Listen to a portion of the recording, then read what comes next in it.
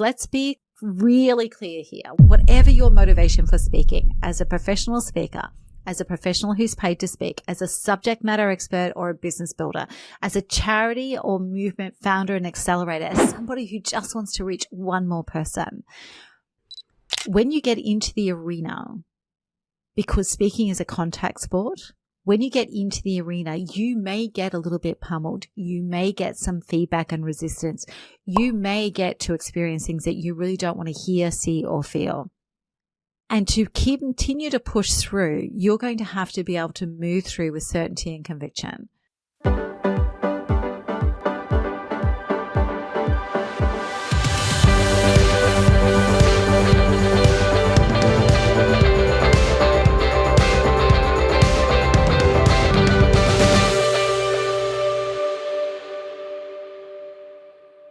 There is a really common saying that has been around for decades. And if you hang out in any part of the internet, I am sure you've come across this meme, this saying, this expression. I'm sure that most of us, including me, have actually shared it on occasion.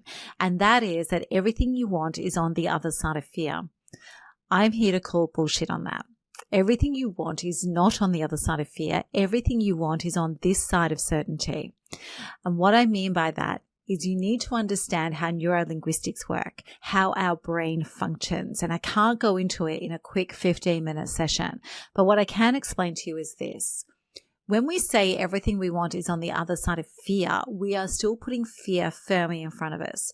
We are putting fear firmly in front of us. It doesn't matter whether we need to go around it, whether we're going to go over it, smash through it, punch through it, go under it, tunnel through it, whatever it might be that you say you're going to do with that fear. The truth of the matter is that you are still putting fear as the first step that you need to smash through to get to what you want, to get to the other side. From a neurolinguistic perspective, what that means is that you're making fear the focus and not where you're going. Your brain doesn't actually understand the command of we're going to go around, we're going to do this, we're going to do that. It's not going to matter. All it hears is fear. You are actually creating a blueprint to create and recreate fear as part of your process to get into what you want.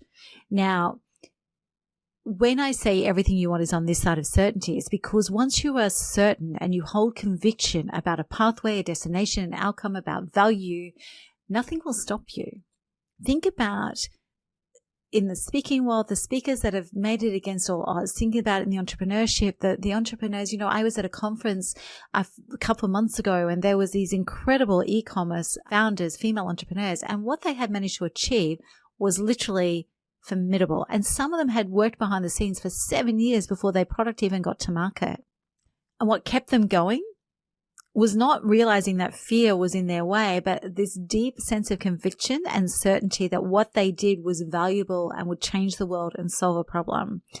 So if you don't have that level of certainty, then fear is going to be your constant companion. And one of the things I want to distinguish here is that it's not that you're not going to experience fear. We're just not going to make it part of the strategy. Right? We are going to be certain. And if you're sitting there thinking, I'm not sure I can be that certain, then this is what you need to do. And this is strategy 101 from marketing, from business, from personal development, from everything that we want in life. First of all, you need to crystallize what it is that you're going after and the value that you bring to it. You need to commit to that with a deep sense of conviction that this is worthy and this is relevant and this is your mission. And then thirdly, you need to visualize, you need to detail and bring to life what this will feel like at the point of success. And you need to keep that as your North Star, because let's be really clear here. Whatever your motivation for speaking, as a professional speaker, as a professional who's paid to speak, as a subject matter expert or a business builder, as a charity or movement founder and accelerator, as somebody who just wants to reach one more person, when you get into the arena, because speaking is a contact sport, when you get into the arena, you may get a little bit pummeled. You may get some feedback and resistance. You may get to experience things that you really don't want to hear, see, or feel. And to continue to push through, you're going to have to be able to move through with certainty and conviction.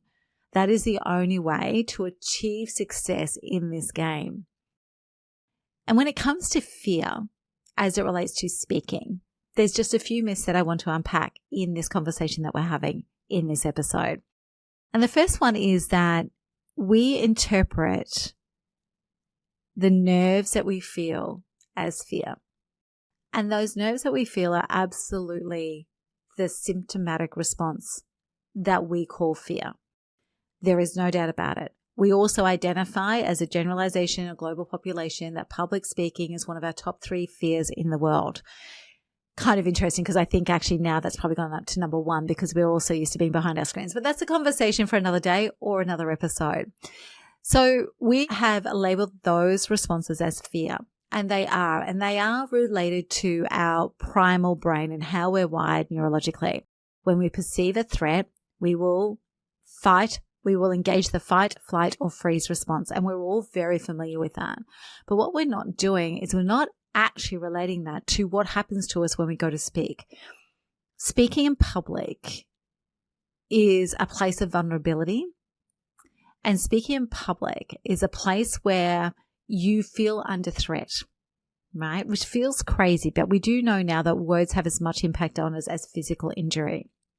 So it's not crazy that it's actually in the top 3 fears. What is crazy is we're failing to understand the connection between the fight, flight, or fear response and what's happening in our bodies. The power pose will never work to get rid of your nerves sustainably. It may give you a momentarily adrenaline rush, but that's the whole problem. Your entire body is already full of adrenaline. Actually putting it into another state that is based on adrenaline is not going to help you. The fear, flight, or freeze response ignites the adrenaline response. And that what happens is when you feel either of those sensations is adrenaline floods your body physiologically right through to your extremities to get you ready for whatever's coming. And that is what creates the fight, flight, or fear response. That is what creates the nerves that you feel. The sweaty palms, the tongue stuck to the top of your mouth, your brain feeling fuzzy, not being able to remember what you're going to say, your eye twitching, feeling a hot flush up your chest. All these things are physiological symptoms of an adrenaline rush, right? Now, the power poses and things like that will not work because the only way to deal with adrenaline, and those who have adrenal fatigue know this, the only way to deal with adrenaline is to expel it. Power posing, wishful thinking, positive mantras will not expel the actual physical adrenaline that is pumping through your body because you have ignited the most primal responses that we hold as a human species.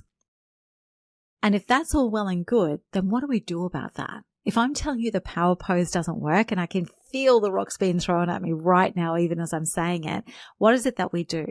There are a number of biohacks and mind hacks that we can use, but the number one and the fastest one I'm going to give you right now, and that is doing wall push-ups. So literally within an hour before you're going to speak or present, and this can be for difficult conversations as well, not just getting on a stage, find a wall, preferably out of public sight. So bathrooms and hallways are amazing for this. Find a wall and do wall push-ups and do them until the tops of your arms fatigue.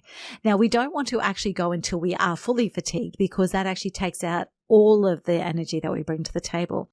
But by doing it until the tops of our arms fatigue, we've actually knocked off the top of the adrenaline response. We've actually expelled the peak state of that adrenal rush through our body. And it will bring our energy levels back to normal. We will feel our palms start to be less clammy. We will feel our mouths start to work properly. The flushes will disappear. We'll remember what we need to stay, and we come into a state of grounded power instead of a state of flighty anxiety. And that is the difference that you need. It's really interesting how simple it is. All of my clients for 7 or 8 years have used this now, but I got a photo through on my phone earlier in 2023, and that photo was one of my clients was actually backstage in a green room for a major television production, and she was doing the wall push-ups, and somebody asked her, "What are you doing?" And she explained what it was and why she was doing it, and next minute everyone in the room was up, and she actually sent me a photo saying the arm push-ups are going global. And so this is what I want you to understand, is that it's a really quick hack that actually will make a big difference in your world. It will change how you show up on stage, at the front of the room, on platforms, and to difficult conversations. So that's myth number 1. Myth number 2 is that it's a misinterpretation of what happens when we deliver really, really well. So actually, whether we deliver well or whether we deliver poorly is actually not up for debate. Whenever we delivered, we will quite often feel a response within 24 to 48 hours that if we don't know it's coming, we're going to misinterpret as fear or we shouldn't be doing it. And that's the adrenal crash. So adrenals are getting a lot of airtime on this episode, but it's the adrenal crash. And the adrenal crash happens when we've been in a state of peak performance and then that is over. So think about the anticlimax when something you've been waiting for happens and you feel flat. In my world, I am so grateful that I had a career foundation in high performance sales, both having to learn how to do that myself and running high performance sales teams. Because the adrenal crash also happens when people pull off incredible deals and then, high performance salespeople, like they're up and then they're down. They're up and then they're down. And anyone from real estate and consulting services and high pressure sales in tech will understand. And the whole thing is that it's not to avoid it. It is definitely to do strategies and things that mitigate it. But what I want you to understand is you shouldn't make decisions about whether or not this is for you when you are based in an adrenal crash. Your system is lying to you. It is literally trying to protect you from what it felt was a fear response. It's trying to stop you from doing it again. So when you understand that this is just part of the cycle, you put strategies in place that work for you. So for example, for me, if I do a full day of emceeing on a stage, by the end of it, I am actually exhausted. So at one stage, I had somebody in my life who would watch me at the networking at the end of the event, because when you MC an event, there's always things that happen afterwards, and would see when I was starting to teeter off a little bit in energy and would have already identified a close by Italian restaurant, would get me to the restaurant, whether it was dinner or lunch, have a pasta meal ready to go, 1 glass of red wine, lots of water, home into a bath and into bed and sleep it through. And that used to accelerate how long the adrenaline crash lasted for. And by accelerate, I mean it would compress time. So I was through it really fast. And I also knew not to make any decisions about reflection, about what I do next, about the feedback, and not to make any decisions when I was in that space. It is not fear, and it's not an indicator that you shouldn't be there. It is your body's natural adrenal response to having put yourself in a place that it thought was you were under threat. That's the second one. And then the last one that we're going to do in this particular conversation is we're actually built to engage fear. I want you to understand that. So this isn't so much a myth bust as like actually unpacking something for you. We're built to engage fear. It's actually an alert system. It's when we misread it and take it to be an instruction instead of an indicator that we end up in trouble. Now, what I hear from people all the time is, I don't know if I'll be, right? I don't know if I'll be. And then good enough. Relevant enough. People want to listen to me. I don't know. I've got fear around this. As soon as we say we've got fear around this, we take it as an indicator that maybe this isn't, we take it as an instruction that maybe that isn't for us instead of understanding. You'll also hear from people when they're first starting to embark on their speaking journey or build their profile or, elevate the profile of their business. The people closest to them will be the first ones to try and stop them. Now, this comes from a place of love. And the thing is that your husband, your wife, your partner, your spouse, your teacher, your preacher, whoever it is, they are not going to believe that you're going to be okay in this situation until they have evidence points to tell them otherwise. And this is the same for you saying, I don't know if I'll be good enough. I don't know if I can do this. I don't know if I can knock it out of the park. I don't know if my message is relevant. I don't know if people will listen. Of course you don't know, because you haven't tried it yet and you haven't created your evidence points, right? You need evidence points for you and the people closest to you. You need to create evidence points. It's actually one of the reasons why in one of our emerging speaker programs, we have a strategy called the first 5 friendlies. And that's about finding the first 5 friendly stages, not to get their feedback, but to get practice, right? To get evidence points that this thing lands, to get evidence points that you can do this and not spontaneously combust. You have to build evidence points to shift you through fear. So if you believe that everything you want is on the other side of fear, then I would suggest that speaking and speaking-driven strategies may not be your path of choice.